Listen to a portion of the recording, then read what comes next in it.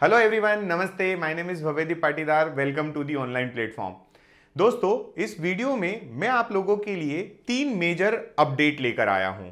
ठीक है, ये 3 मेजर अपडेट क्या हैं, इनकी थोड़ी थोड़ी सी हिंट करता हूं और डिटेल में हम बात करेंगे।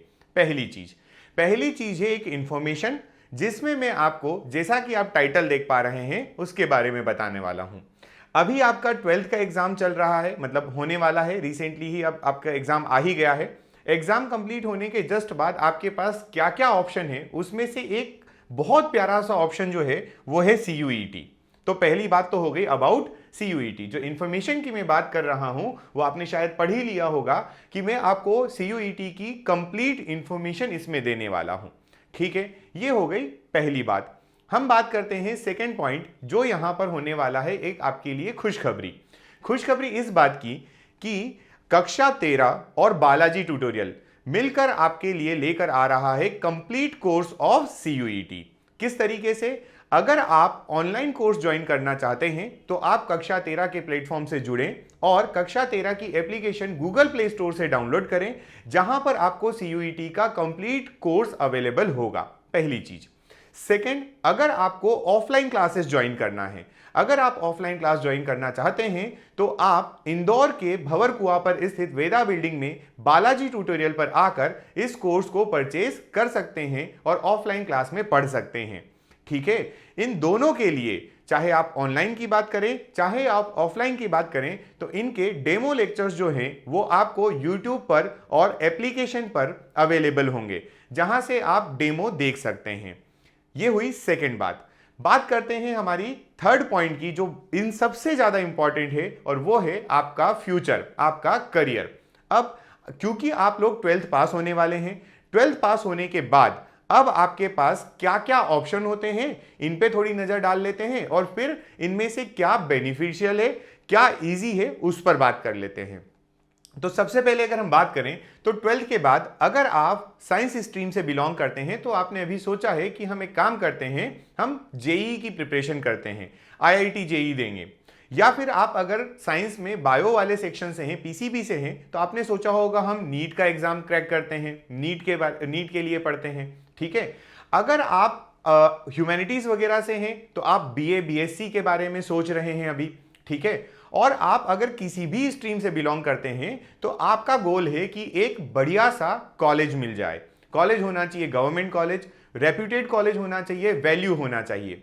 अगर इन सारी बातों के साथ में आपको इसी साल कोई कॉलेज चाहिए, गवर्नमेंट कॉलेज चाहिए, जो रेप्यूटेड भी हो, जिसकी वैल्यू काफी अच्छी हो, जिसका प्लेसमेंट काफी अच्छा हो, तो अब 2022 से हमारी इंडियन गवर्नमेंट ने, मिनिस्ट्री ऑफ एजुकेशन ने एक नई एग्जाम लॉन्च की हुई है जिसका नाम है CUET। ठीक है, ये एग्जाम जो है, इसके बारे में अगर हम बात करें तो ये आपकी कॉमन यूनिवर्सिटी एंट्रेंस टेस्ट होता है। जैसा कि इसमें नाम ही इंडिकेट कर रहा है, कॉमन यूनिवर्सिटी एंट्रेंस टेस्ट, मतलब आपको यूनिवर्सिटीज के एडमिशन के लिए अब यूनिवर्सिटी के एग्जाम अलग से नहीं देना पड़ेंगे और ना ही आपको यूनिवर्सिटी में जाकर एग्जाम देना पड़ेगा। अब आप पूरे इंडिया की, ऑल ओवर इंडिया की अराउंड 250 यूनिवर्सिटीज, देखिए मैंने एक डेटा लिया है 2023 का, 2023 जो अभी रिसेंटली एग्जाम हुआ था, उसमें इंडिया की 249 यूनिवर्सिटीज जो हैं वो इसमें पार्टिसिपेट करती हैं। मतलब अगर आप CUET क्रैक करते हैं, अगर आप CUET में अपीयर होते हैं, तो आप इन 249 यूनिवर्सिटीज के कोर्स में इनरोल करने के लिए एलिजिबल होते हैं। बस देर होती है तीसरी चीज की, वो हम यहां पर बात करने वाले हैं कि how to crack this CUET exam. तो उसी के लिए हम आपके लिए यहां पर कंप्लीट कोर्स लेकर आए हैं। हमारा एक्सपीरियंस रहा है नीट के लिए, CUET में भी ऑलरेडी हमने ऑफलाइन में क्लासेस चलाई हैं, इस बार आपको ये ऑनलाइन में भी अवेलेबल होने वाली हैं। ठीक है, तो आपको यहां पर एक एक्सपीरियंस्ड टीम के साथ पूरी प्रिपरेशन करना को मिलेगी, प्लस आपको टाइमली गाइडेंस भी मिलेगा और आपको यहां पर टेस्ट सीरीज भी अवेलेबल कराई जाएगी, जिससे कि आप अपनी प्रिपरेशन कितनी हो रही है और किस डायरेक्शन में जा रही है उसको इवेल्युएट कर सकते हैं। ठीक है, तो एक बेसिक इंट्रोडक्शन था आपके लिए कि ये आपका जो CUET का एग्जाम है, इसको एक बात और याद रखिएगा कि NTA ऑर्गेनाइज करवाता है। ठीक है, CUET जो है इसको NTA ऑर्गेनाइज करवाता है। इवन अगर आप देखना चाहें तो आपके मध्य प्रदेश का एक डीएवीवी कॉलेज है ना, इंदौर में जो स्थित है, देवी अहिल्या विश्वविद्यालय, पहले वो सीईटी का एग्जाम कंडक्ट करता था, कॉमन एंट्रेंस टेस्ट, लेकिन अब वो भी बंद हो गया है और आपको जो डीएवीवी में भी एडमिशन मिलता है वो भी सीयूईटी के थ्रू मिलता है। समझ गए? तो आपका सबसे अच्छा और सबसे बेसिक अगर आपको देखना है तो आपको सीयूईटी बड़ा आसान होने वाला है। इसकी ये आसान क्यों है विद रिस्पेक्ट टू नीट या विद रिस्पेक्ट टू आईआईटी, उसकी भी बात मैं आगे इस वीडियो में करने वाला हूं, क्योंकि ये वीडियो बिल्कुल सीयूईटी पर बेस्ड है। आपको सीयूईटी की कंप्लीट इंफॉर्मेशन यहां पर मिल जाएगी। ठीक है, तो चलिए आगे देखते हैं। हमने इस एग्जाम डेट की बात की है यहां पर कि इसकी एग्जाम डेट क्या होने वाली है। तो सीयूईटी जो है ये यूजी के लिए भी होती है और पीजी का एंट्रेंस भी होता है। जैसे अगर आप BSc, BA, BCom, B pharma, BTech, BE मतलब इंजीनियरिंग की फील्ड में करना चाहते हैं तो आपको यूजी वाला फॉर्म फिलअप करना पड़ेगा, यूजी वाला एग्जाम देना होगा। वहीं पर अगर आप हायर एजुकेशन की तरफ जाते हैं, मतलब आप पोस्ट ग्रेजुएशन की तरफ जाते हैं, तो पोस्ट ग्रेजुएशन में जैसे आपका एमई हो गया, एमटेक हो गया, इवन आपका एमए हो गया, एमकॉम हो गया, एम फार्मा हो गया, तो इस टाइप की एग्जाम के लिए आपको पीजी वाला जो कोर्स है या उसके लिए जो एंट्रेंस टेस्ट होता है वो देना होगा। तो जो पीजी कोर्स है, इस पीजी कोर्स की जो डेट है, एग्जाम डेट जो है वो 11th ऑफ मार्च है। 11th ऑफ मार्च से 28th ऑफ मार्च के बीच में कंडक्ट कराई जाएगी। अंडर ग्रेजुएट प्रोग्राम जो होता है, अंडर ग्रेजुएट जो कोर्स होते हैं, उसमें एग्जाम जो होगा, उस एग्जाम की डेट इन्होंने 15th ऑफ मई से 31st ऑफ मई बताई हुई है, डिक्लेयर की हुई है, टेंटेटिव बताई है। ठीक है, तो आपके पास यूजी वाले कोर्स में तो टाइम है, क्योंकि अभी आपको फिलहाल में 12th का एग्जाम देना है, उसके बाद होगा। अगर आपने 12th लास्ट ईयर कर लिया है और अगर आप अभी से सीयूईटी की प्रिपरेशन करना चाहते हैं तो हमारे पास उसकी भी बैचेस अवेलेबल हैं। आपको इंक्वायरी के लिए सारी इंफॉर्मेशन इसके डिस्क्रिप्शन बॉक्स में नीचे दे दी जाएगी। ठीक है, तो ये एग्जाम डेट की बात हो गई। प्लस अब हम बात करते हैं यहां पर सिलेबस की। किसकी बात करेंगे? सिलेबस।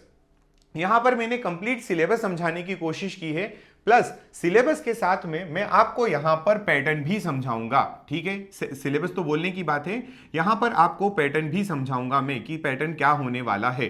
ठीक है, तो देखो, सबसे पहले आप ये समझें कि आपका ये जो सीयूईटी का एग्जाम है, सीयूईटी का जो एग्जाम है, इसमें आपके पास मेनली जो है वो 3 सेक्शन होने वाले हैं। कितने सेक्शन होने वाले हैं? 3 section. There are 3 main sections in the CUET exam, section 1, section 2 and section 3।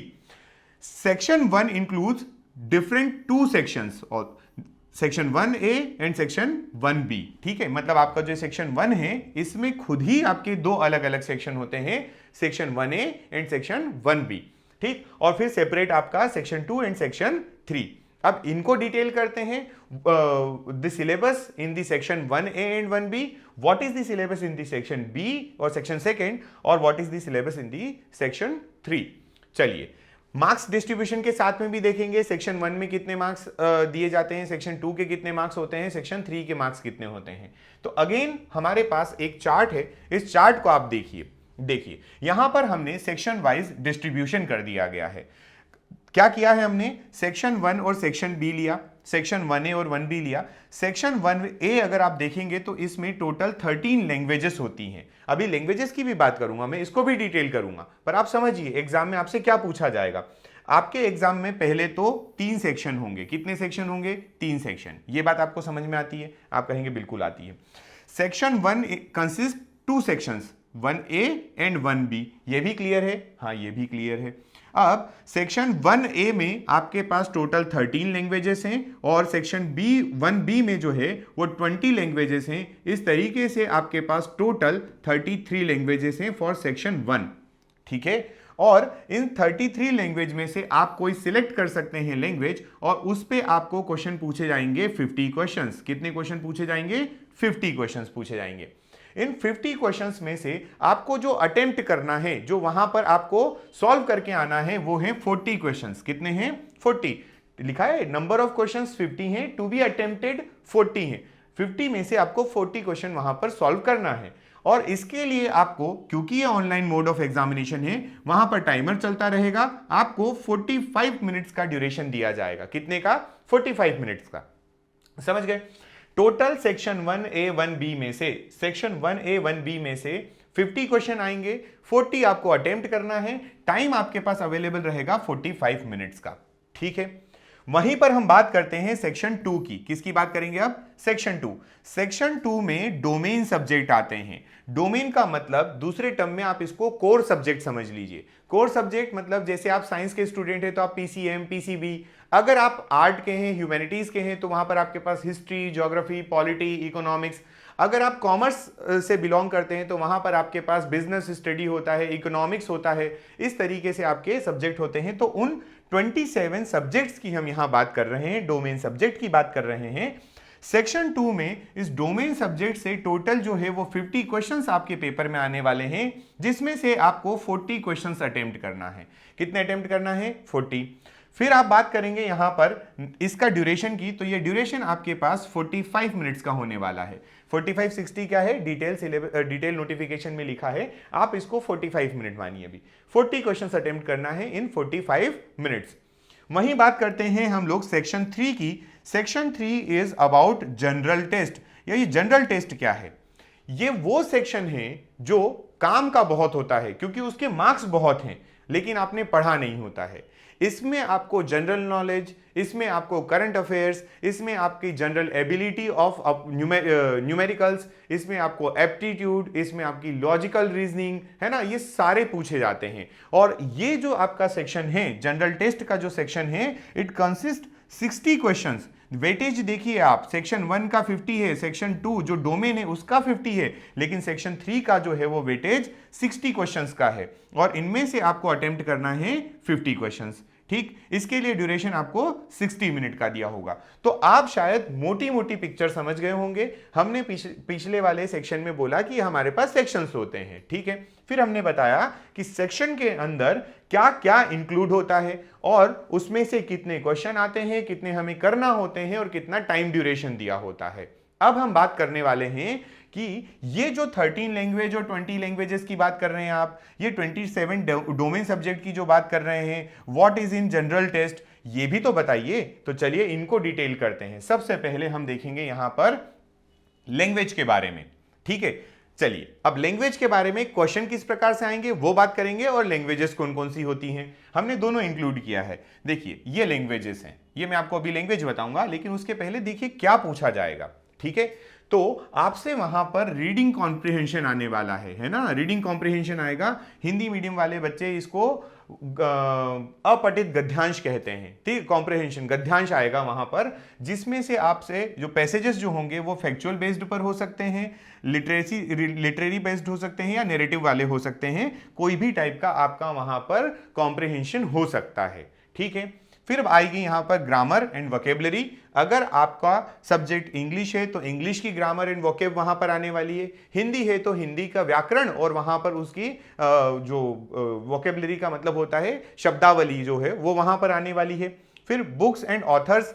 Books and author मतलब जो आपने सब्जेक्ट लिया है उससे, जो आपने लैंग्वेज सिलेक्ट की है उससे रिलेटेड आपसे क्वेश्चन पूछे जाएंगे। और लिटरेरी एप्टीट्यूड एंड मोर, मतलब इस तरीके से आपसे क्वेश्चन पूछे जाएंगे लैंग्वेज वाले सेक्शन से, ठीक है।